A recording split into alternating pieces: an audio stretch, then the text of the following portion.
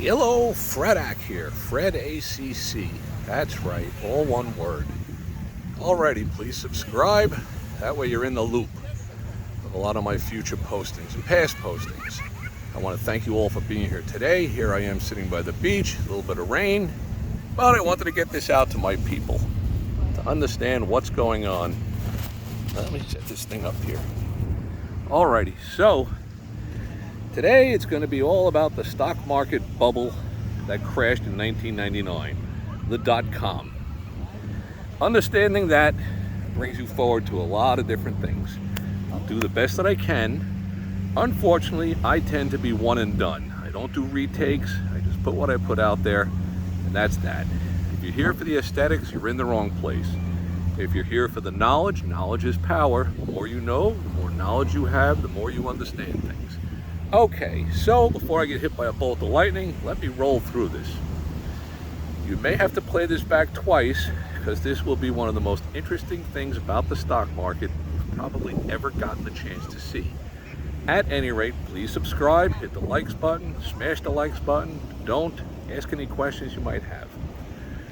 I'm going to try to do the best that I can to explain all of the dot-com crash of the late 1999-2000 stock market downturn. Here's how it all went.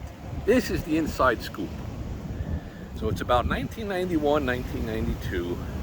Dear old mom is battling cancer, ends up passing away from it. Fighting the battles, but the war is lost. I run into my cousin, at my mom's funeral. I'm like, what are you up to, Jimmy? Jimmy says, oh, I'm a stockbroker. Stockbroker? It would have made more sense if he told me he was a brain surgeon. But at any rate, he's a stockbroker. He says, why don't you come and check it out? At the time, I'm teaching 4th and 5th grade. He's like, you have a good head for numbers. You should come down here and check all this out. I'm like, okay. So I go check it out. Within an hour, he makes $650. I'm like, Jimmy, how much money did you make doing this stuff last year? He said, $150,000, $160,000. This is 1991 money. I'm like, holy cow, if he made $150,000, $60,000, I'll make $10 million. I'm like, I got to get into this racket. So I passed the test, get all the licenses, a lot of series licenses to have.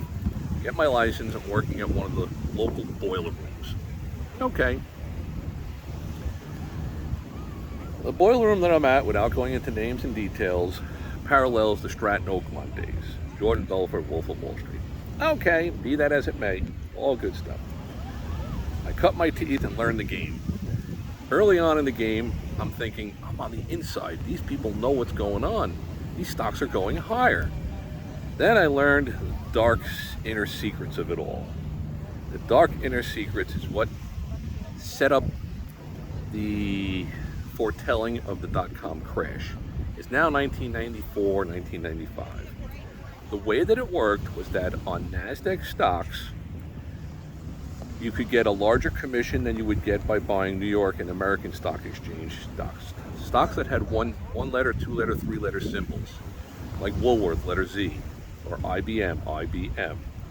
If you bought that or sold that for a client, the most you could charge was 5% buying it and 5% selling it. Okay, be that as it may. On the NASDAQ stocks, you were able to bid for it and put it out at the offer price, which gave you an added incentive to push NASDAQ stocks on people. So it's 1994, 1995. Massively, people are getting into the brokerage business and making insane amounts of money, 30, 40, 60, 80, $200,000 a month. It was a monthly paid job. The way this was occurring was that, think about it. If you bought a stock, this is back in the time that they traded in 8ths and quarters between the bid and offer, or even 16ths or 30 seconds. But mostly it was 8ths and quarters on big name stocks. So you'd have a compact computer stock trading at, let's say, 52 and a quarter bid, 52 and a half offered. So you had a client that would buy 1,000 shares for $52,250 to $52,500. You would tell them, oh, I'm just going to charge you a small commission for the paperwork, and then you would go into the trading room and have them bid for it at 52 and a quarter, and if someone sold theirs at the market and they got that stock for you, then you would put it out to the client at $52.50. You made a quarter of a point. 1,000 shares, that's $250.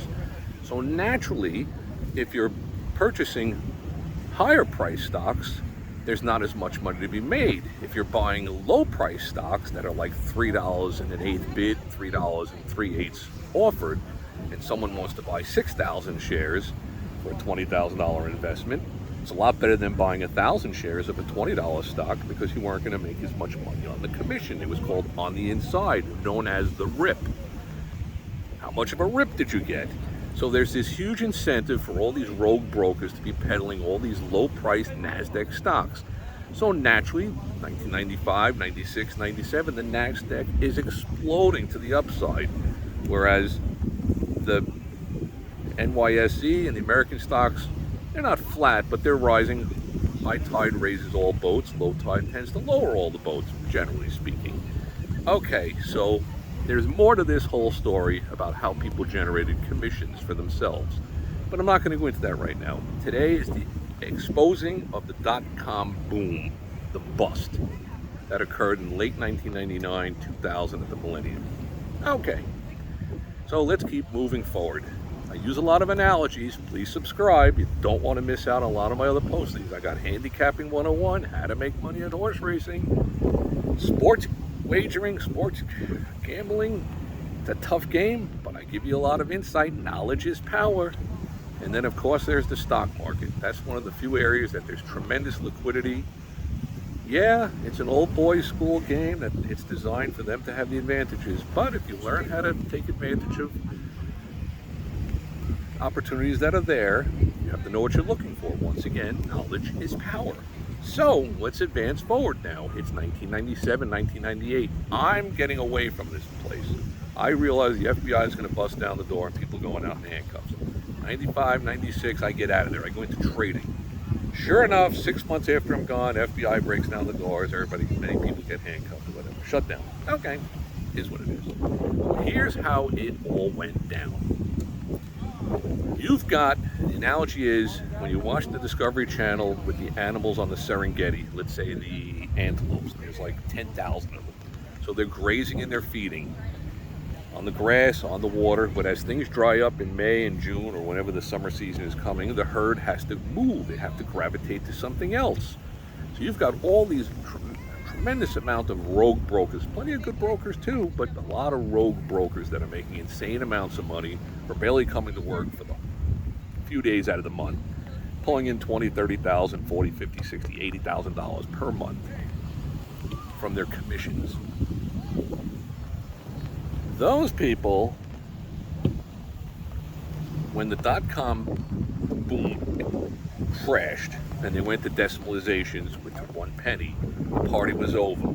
So the herd moved, just like the herd on the antelope on the Discovery Channel, on the Serengeti Plains. So they migrated to a new area.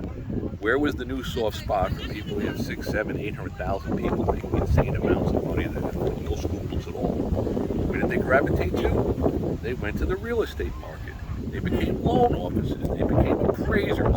As I'd bump into people that I used to know in the business, I'd say, what is so-and-so doing? What's Doc doing? Oh, he's now a loan appraiser for